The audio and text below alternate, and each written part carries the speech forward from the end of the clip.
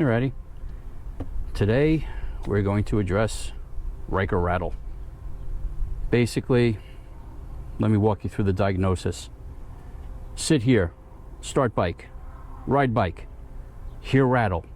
Take foot off of here, touch here, or touch here, or touch here, or reach down if it's safe. I find the foot's the easiest thing to do. If the rattle stops, you found where the rattle's coming from. Easy enough. That's how you diagnose it. It might sound like it's coming from here. Trust me, it's not. It's not coming from here. It's coming from here.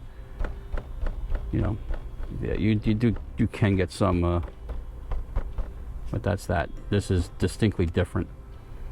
So, like I said, that's how you do the diagnostic. Let me show you how to take this off, and then I'll show you how to fix it pretty much permanently. So, reach up here, give that a twist. All right, it'll come down.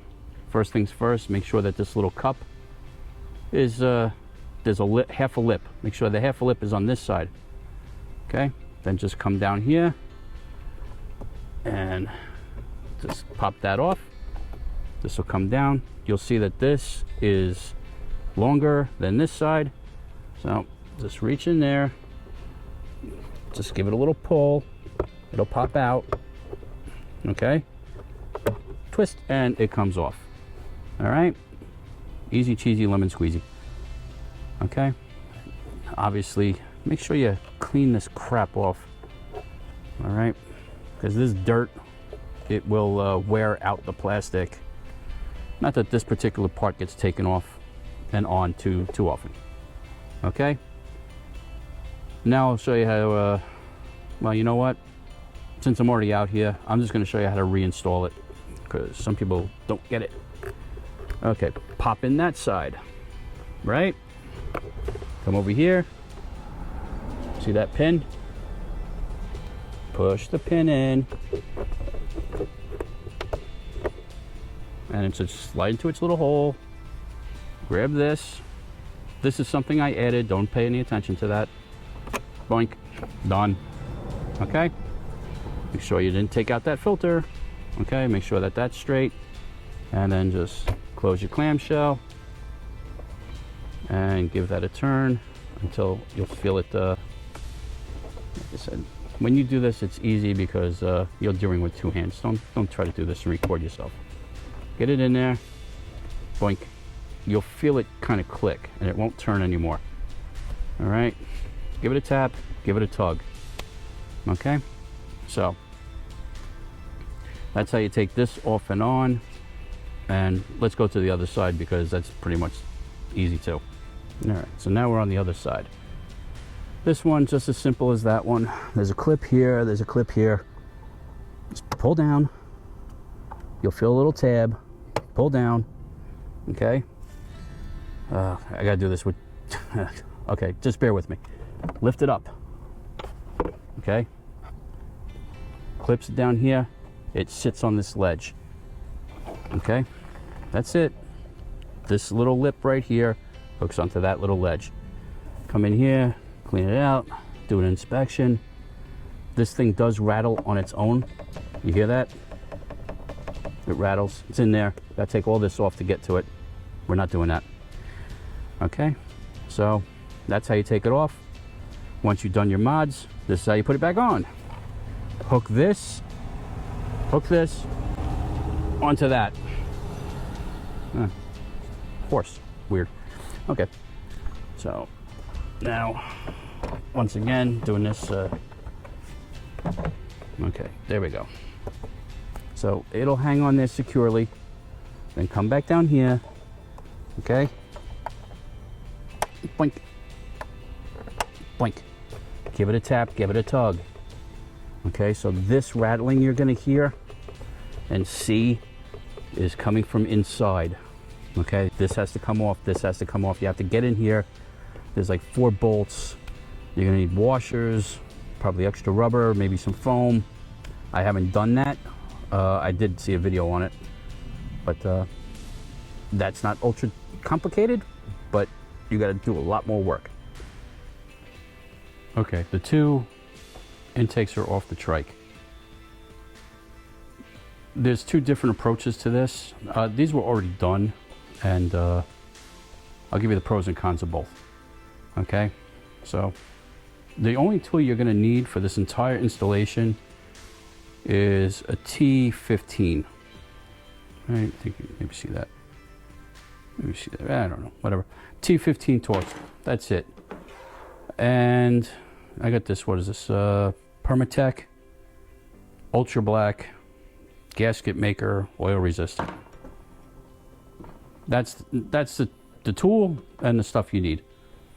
Okay, and so I'll take this one over first and flip it over. As you can see inside there, there's no bolts, nothing, but you're gonna have to remove this to do it. This side, not that difficult. You basically have to unscrew these two bolts, these two 15s. Okay, push this clip through, and this section will pop out and slide out this way. Okay, tucks in there, clamps on in here. Now this approach was relatively simple. I think this was the first one I did, which was simply cutting little squares of double-sided tape. And I left the red plastic on one side. So, and I just stuck them all around. Wherever this piece of plastic touched this piece of plastic. And from on the bike, you cannot see these. So visually, it's not going to impair anything. It's effective. It's tape. It's not going to last the longest. Okay. So, but it'll get the job done. Now, I'm not going to do this today, but I will be doing this. You take your sealant. Once these two are separated, you see where these parts touch each other. And you run a bead of the sealant where the parts touch each other. And then you simply reassemble and screw it back together. Let it dry. That's it. Okay, so you can go with the tape method. It's not permanent, obviously. And actually neither is this, but this is a lot more I don't know what the word is, removable. Okay, and then just put your air filter back in. Again, I believe they are the same on both sides. Okay, all right. Let's take a look at this side now. Screw there, screw there, screw there, and there. That's the screw that holds this thing closed, and that just holds this cable. So 1, 2, 3, 4. There's 4 holding this whole clamshell assembly together. Very easy. Once again, T15. As you can see on this one, I did glue it together with the sealant. This one rattled a hell of a lot more. Pay no attention to this piece of foam. That was a first attempt. It didn't work, but I don't feel like removing it. You might want to put a thin piece of foam right here because this is where it clamps together. Okay, and just to keep it tight. As you can see, the foam is indented, so it's definitely doing something there. But there's rattling in here, there's rattling here, there's rattling here. If I flip this around, there's rattling here. So it's really simple. Before you disassemble it, take a marker or something and mark where these touch. I found it myself to be rather self-explanatory, but you know, if you don't get it, do that. Then take your sealant, put a nice bead around it, put a nice bead inside here, in here, and then reassemble it, tighten it, and call it a day. It's not that difficult. Okay, you basically, it's like think of it as a giant plastic model, and you're just gluing it together with the gasket sealant. These two pieces become one piece. And you know, if I took the bolts out and I pried hard enough, maybe like get a little spatula in there or something to prise them apart, they will come apart, but there's no need to. This and this portion and this portion are not supposed to come apart. There's no reason for it. for the sake of manufacturing. It has to come in 2 pieces, I would assume. And it's the same thing for this one. Okay? So if they're not supposed to come apart, then something like this, which is akin to glue, will get the job done just perfectly well, and you don't have to worry about it. My advice, glue it, use the gasket sealant and make it a 1 piece, and never have to worry about it again. Okay, you got this one. This one, like I said, was a little different. This was my first attempt, and the tape did work, but I'm just lazy. I don't feel like doing it, you know, until I hear this start rattling again. And once it does rattle, you better believe that I'm going to be sealing this together again, just like this one. But if you fixed it once and it's not, you know, let sleeping dogs lie. All right, let's go put these back on the trike.